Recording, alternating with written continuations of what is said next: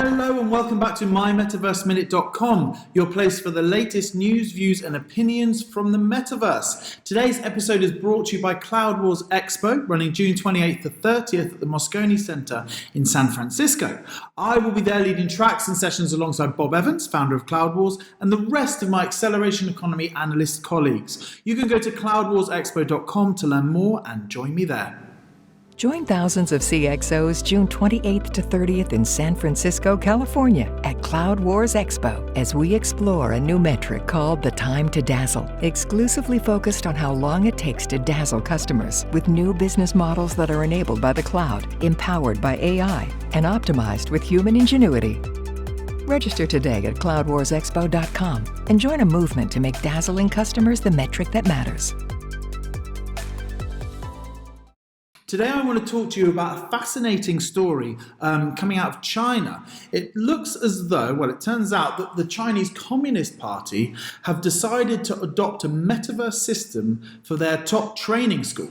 Essentially, they believe that by initiating trainees within the Communist Party through a metaverse system, they will actually have a more effective way of building up party affiliation and enabling new students and new comrades to become more entwined with the Communist Party.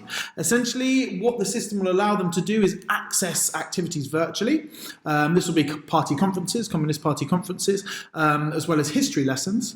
And they'll appear within this training academy as virtual avatars. It's very much a straightforward metaverse setting. However, it's in an extremely politicized vein, okay? So, that's the facts. The Communist Party are opening up this training session within the training academy within the metaverse.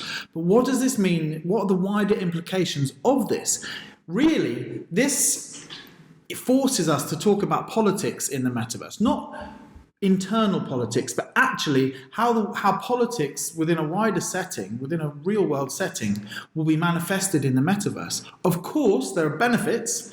The metaverse will enable users not only to be anonymous, so they don't have to worry so much about political affiliations in certain regions and certain countries around the world, but they'll also be able to develop new political ideas. There's massive opportunities for users to gather together and create new political parties, perhaps, and actually work on new political ideologies or develop existing political ideologies to really attack some of the problems that we've got within the real world. So yeah, that's a massive opportunity that the metaverse opens up. But at the same time, it also opens up the gates to extremism. What happens when political affiliations from the real world gather together within the metaverse? And what if some of these political ideas do lean on the extreme side and actually cause harm within the real world settings?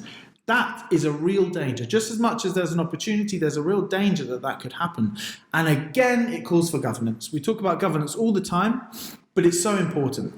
I mean, what we haven't talked about yet is this governance on a political scale. But how does that happen? How do you introduce governance? Do you introduce it at a platform level?